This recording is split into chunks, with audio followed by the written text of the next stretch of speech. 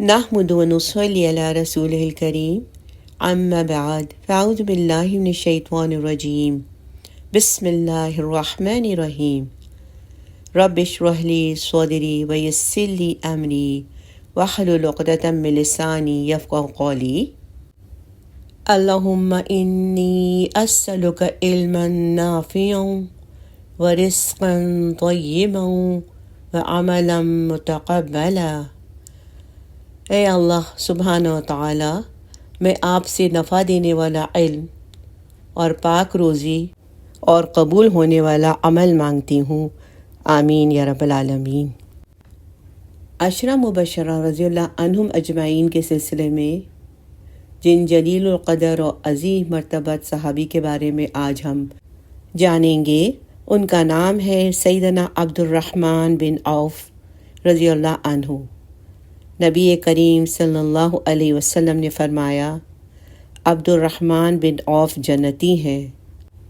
ان کا نام زمانہ جاہلیت میں عبد الکعبہ تھا۔ وہ ان 5 خوش نصیبوں میں سے تھے جنہوں نے ابتدا ہی میں سیدنا ابو بکر صدیق رضی اللہ عنہ کی دعوت پر اسلام قبول کیا تھا۔ ان کے علاوہ اس وقت تک سیدنا عثمان بن عفان، زبیر بن العوام، طلحہ بن عبید اللہ اور سعد بن ابی وقاص رضی اللہ عنہم اجمعین مسلمان ہوئے تھے۔ اللہ کے رسول صلی اللہ علیہ وسلم نے ان کا نام تبدیل فرمایا، عبد الکعبہ کی جگہ ان کا نام عبد الرحمن رکھ دیا۔ ان کے والد عوف کا تعلق بنو زہرہ سے تھا۔ ان کی والدہ کا نام شفا تھا۔ ان کا تعلق بھی بنو زہرہ سے تھا۔ سیدنا عبد الرحمن بن عوف رضی اللہ عنہ کے والدین آپس میں چچا زاد تھے۔ یہ ہجرت سے 44 سال پہلے پیدا ہوئے تھے۔ قبول اسلام کے وقت ان کی عمر کم و بیش 30 سال تھی۔ عمر میں اللہ کے رسول صلی اللہ علیہ وسلم سے 20 سال چھوٹے تھے۔ قریشی تھے۔ ان کا حسب اور نسب چھٹی پشت پر جا کر اللہ کے رسول صلی اللہ علیہ وسلم سے مل جاتا ہے۔ سیدنا عبد الرحمن بن عوف رضی اللہ عنہ عشرہ مبشرہ میں سے تھے اور شروع ہی سے پاکیزہ نفس انسان تھے۔ اپنی سلامت روی کی بدولت زمانہ جاہلیت میں ہی شراب چھوڑ دی تھی۔ ان کے والد عوف تاجر تھے۔ وہ زمانہ جاہلیت میں تجارت کے لیے یمن گئے ہوئے تھے کہ راستے میں ان کے دشمنوں نے انہیں قتل کر دیا۔ ان کی والدہ شفا بنت عوف اسلام کی نعمت سے مالا مال ہوئیں اور ہجرت بھی کی۔ سیدنا عبد الرحمن بن عوف رضی اللہ عنہ بھی اپنے والد کی طرح تاجر پیشہ تھے۔ اسلام قبول کرنے والوں میں ان کا 13واں نمبر ہے۔ اسلام لانے کے سبب انہیں بھی ستایا گیا، اس لیے یہ بھی حبشہ کی طرف ہجرت کرنے والے پہلے قافلے میں شامل ہو گئے، لیکن بعد میں واپس مکہ آ گئے اور 13 نوی کو مدینہ طیبہ کی طرف ہجرت کی۔ مدینہ آئے تو اپنا گھر بار اور تجارت ہر چیز حتیٰ کہ بیوی بچے بھی مکہ میں چھوڑ آئے۔ یہاں پہنچے تو بالکل خلاش تھے۔ اللہ کے رسول صلی اللہ علیہ وسلم نے ان کے اور سیدنا سعد بن ربی رضی اللہ عنہ کے مابین مواخات کا رشتہ قائم کیا۔ ان کے اسلامی بھائی نے بے مثال ایثار سے کام لینا چاہا، لیکن سیدنا عبد الرحمن رضی اللہ عنہ کی بے نیاز اور غیور طبیعت نے شکریہ کے ساتھ ان کی پیشکش نامنظور کی۔ سیدنا سعد رضی اللہ عنہ کا کہنا ہے کہ میں مدینہ طیبہ کے امیر ترین لوگوں میں سے ہوں۔ میرے کئی باغات اور زرعی زمینیں ہیں، 2 بیویاں ہیں۔ میں آدھا مال آپ کے حوالے کرتا ہوں، دونوں بیویاں دیکھ لیں، جو آپ کو پسند آئے میں اسے طلاق دیتا ہوں۔ جب عدت ختم ہو جائے تو اسے نکاح کر کے اپنا گھر بسا لیں۔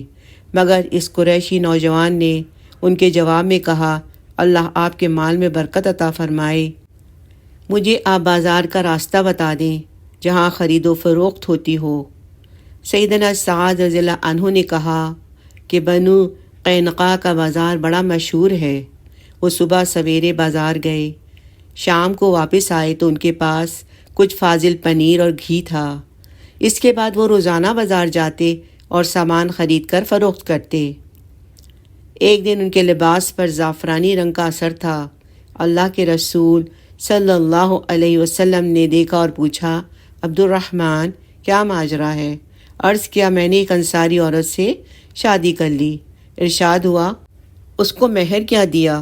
عرض کیا، کھجور کی گٹھلی کے برابر سونا۔ فرمایا، ولیمہ ضرور کرو، چاہے ایک بکری ہی کا ہو۔ سیدنا عبد الرحمن عوف رضی اللہ عنہ کی تجارت دن بدن بڑھتی چلی گئی۔ ایک مرتبہ اللہ کے رسول صلی اللہ علیہ وسلم کی خدمت میں 4000 درہم لے کر حاضر ہوئے۔ ان کے پاس اس روز 8000 درہم تھے۔ فرماتے ہیں، میں نے 4000 درہم اپنے گھر والوں کے لیے چھوڑ دیے ہیں اور 4000 اللہ کے رسول کی خدمت میں پیش کرنے کے لیے حاضر ہو گیا ہوں۔ اللہ کے رسول صلی اللہ علیہ وسلم نے دعا فرمائی، اللہ تمہارے اس مال میں بھی برکت دے، اور جو تم نے گھر میں رکھا ہے اور اس میں بھی جو تم نے اللہ کی راہ میں دیا ہے۔ یہ اللہ کے رسول صلی اللہ علیہ وسلم کی دعا کی برکت تھی کہ وہ صحابہ کرام رضی اللہ عنہم اجمعین میں سے امیر ترین شخص بن گئے۔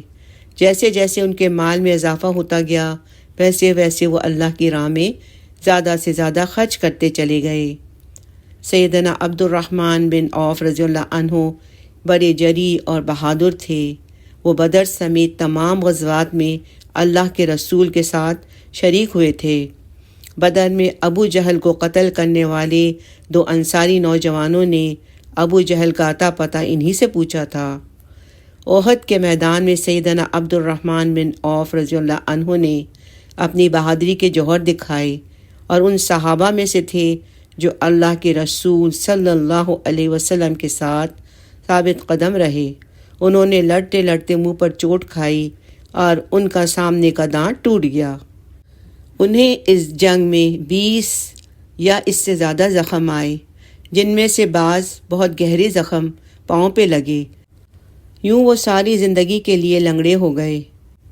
ان کی زندگی کا ایک اور روشن پہلو اس وقت سامنے آتا ہے جب شعبان 6 ہجری میں اللہ کے رسول صلی اللہ علیہ وسلم نے ان کی قیادت میں ایک لشکر اپنے سامنے بٹھا کر خود اپنے دست مبارک سے ان کے سر پر پگڑی باندھی، پیچھے شملہ چھوڑا اور ہاتھ میں علم عنایت فرمایا۔ ان کو لڑائی میں سب سے اچھی صورت اختیار کرنے کی وصیت فرمائی اور ارشاد فرمایا، اگر وہ تمہاری اطاعت کر لیں تو تم ان کے بادشاہ کی بیٹی سے شادی کر لینا۔ انہوں نے وہاں پہنچ کر 3 دن تک دعوت اسلام دی۔ قبیلہ بنو کلب کا بادشاہ اصبغ بن عمر عیسائی تھا۔ اس نے اسلام قبول کر لیا۔ اس کے ساتھ اس کی قوم کے بہت سارے لوگ بھی اسلام لے آئے۔ سیدنا عبد الرحمن بن عوف رضی اللہ عنہ نے اللہ کے رسول صلی اللہ علیہ وسلم کے حسب فرمان اصبغ رضی اللہ عنہ کی بیٹی سیدہ تمازر سے شادی کر لی اور انہیں اپنے ساتھ مدینہ لے آئے۔ مشہور راوی حدیث ابو سلمہ اسی خاتون کے بطن سے تھے۔ کسی قریشی کی بنو کلب میں یہ پہلی شادی تھی۔ سیدنا عبد الرحمن بن عوف رضی اللہ عنہ بڑے صاحب رائے تھے۔ وہ نہ صرف اللہ کے رسول صلی اللہ علیہ وسلم کے زمانے اقدس میں نمایاں صحابہ رضی اللہ عنہم میں سے تھے، بلکہ سیدنا ابو بکر صدیق اور سیدنا عمر فاروق کے دور میں بھی ان کے مشیر خاص تھے۔ وہ ان کی موجودگی میں فتوے دیا کرتے تھے۔ بیت المقدس کی فتح مسلمانوں کو لڑے بغیر ہی نصیب ہو گئی۔ اس موقع پر مسلمانوں اور عیسائیوں کے درمیان جو معاہدہ ہوا، اس کے گواہوں میں سیدنا عبد الرحمن بن عوف رضی اللہ عنہ بھی شامل تھے۔ سیدنا عمر فاروق رضی اللہ عنہ شام کے دورے پر تھے۔ اسی دوران ان کو اطلاع ملی کہ وہاں طاعون کی وبا پھیل گئی۔